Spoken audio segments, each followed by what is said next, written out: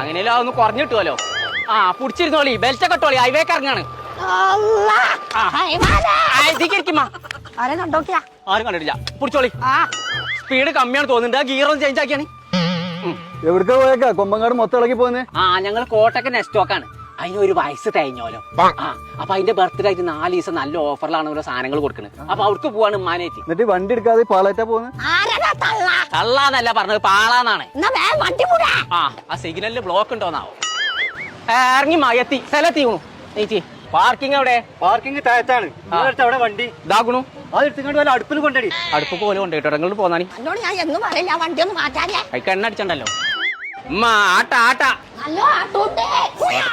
ആ ആട്ടല്ല, 5 കിലോന്റെ ആട്ടപ്പടിക്ക് 199 റുപ്യ ഉള്ളൂ. ഉമ്മ വെള്ളിയാഴ്ച വരികയാണെങ്കിലേ ഒരു പാക്കറ്റ് പാലിന് വെറും 19.90 കൊടുത്താൽ മതിന്ന്. ശനിയാഴ്ച വരികയാണെങ്കിലേ 10 മുട്ടക്ക് വെറും 49 റുപ്യ കൊടുത്താൽ തന്നെ. 1/2 ലിറ്റർ മിൽമന്റെ നെയ്യ് വെറും 299 റുപ്യ ഉള്ളൂന്ന്. ഇന്നലെ വരെ നെജ്ജെന്ന് പറഞ്ഞിട്ട് ഇന്നോ നെയ്യെന്ന്. 1 കിലോ ഉള്ളിക്കൊക്കെ 17 റുപ്യ 90 പൈസ ഉള്ളൂ. ആ എടുത്തോളി. വെള്ളിയാഴ്ച ശനിയാഴ്ച മാത്രമേ ഉള്ളൂ. എന്തിനമ്മ 2 ഐക്കൂർ എടുത്തത്? വെള്ളിയാഴ്ച ശനിയാഴ്ച വന്നാൽ അതിന് 1 കിലോ 299 റുപ്യ ഉള്ളൂ. തന്നെ. അമ്മ മെസ്സിനെ കാണാനേ 50 ലക്ഷം റുപ്യ ഉണ്ടേ. അത് എടുത്തുണ്ടോ? എന്നാ നമുക്ക് ഈ 58 ഇഞ്ച് ടിവിയിൽ ഓനെ കാണാം. 29,999 റുപ്യ മതി. ഇതിനുള്ളിൽ ഓണ്ടാവും. ഇതിനുള്ളിൽ ഇപ്പൊ കളിന്റെ അത് വരുള്ളൂ. ഉത്സവം 8 കിലോന്റെ വാഷിംഗ് മെഷീനൊക്കെ വെറും 7,999 ഉള്ളൂ. തത്തമ്മ അറിയണ്ട, അതിനെ ഇവിടെ കാണാനില്ല. ഇങ്ങോട്ട് വാ, ഇങ്ങോട്ട് വാ. ഞാൻ അത് കേൾക്കൂലാന്ന് കെട്ടിയോജി. ആദ്യം എന്റെ തള്ളക്ക് മാഞ്ഞോട്ടെന്ന് തന്റെ കെട്ടിയൊക്കെ മാഞ്ഞോട്ടെ. എല്ലായിടത്തും തിരുമ്പിക്കൂടമ്മ പറ്റുന്നുണ്ട്. ഇതിലിട്ട് നിങ്ങളെ കറക്കല ഞാൻ കറക്കും.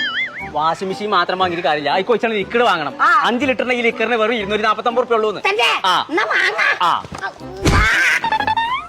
ഡബിൾ ബെഡ്ഷീറ്റിനൊക്കെ 199 റുപ്യ ഉള്ളൂ. മനസ്സിനെ കൊണ്ട് പഠിപ്പിച്ചാണ്. ഉമ്മ നോൺ സ്റ്റിക്കിന്റെ കുക്ക് വയർ സെറ്റിന് 799 റുപ്യ ഉള്ളൂ. ഇത് എടുക്കാൻ പോയി. പോരെ എടുത്തോ? പോയേ തെറ്റിന്റെ ഡ്രൈവർ അതാക്കൾ 399 റുപ്യ ഉള്ളടി. ആകെ 2 പോരി തന്നെ. പോയേ അംസന്റെ ഷർട്ടൊക്കെ 399 റുപ്യ ഉള്ളതാണ്. അംസന്റെ ഷർട്ടല്ല, മെൻസിന്റെ ഷർട്ട്, ആണുങ്ങളെ ഷർട്ടാണിത്. 399 റുപ്യക്ക്. അതിന്റെ ഓട്ട ചെലപ്പോ കണ്ട് ഒഴിവാക്കി അത് വെറും 199 റുപ്യ ഉള്ളൂല്ലോ. ഇതിന്റെ അടിയിൽ മാത്രം ഓട്ടുള്ളൂ. ഇതിന് മുകളിലൊക്കെ അരച്ച ഓട്ടല്ലേ.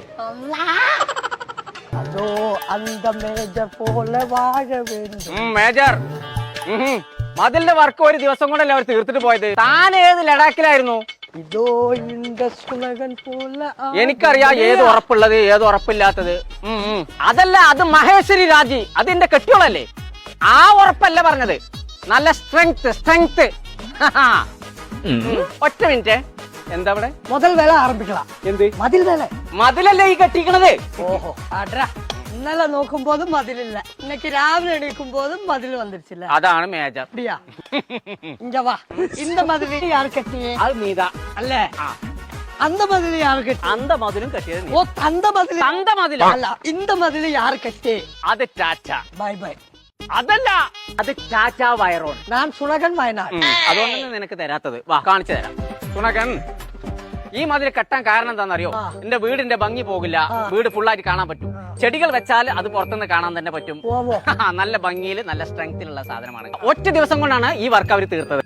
ആണാ എന്നോട് തപ്പില്ല, എന്നോട് വന്ന് 1 മാസം പിടിക്കും. ആ 1 മാസം നീ വേറെ എവിടെ എടുത്താൽ മതി. அந்த தந்த யூசுஃபோட மதில் இந்த மாதிரி கட்டிருக்கு.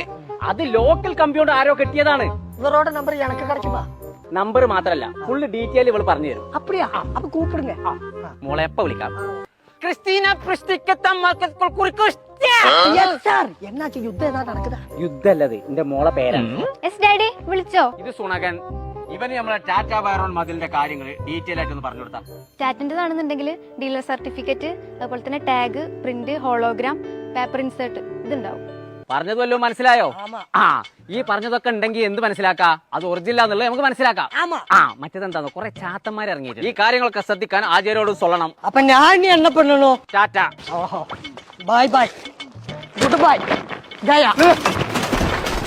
കട്ടം. ഒറ്റ മിനിറ്റ് പോയി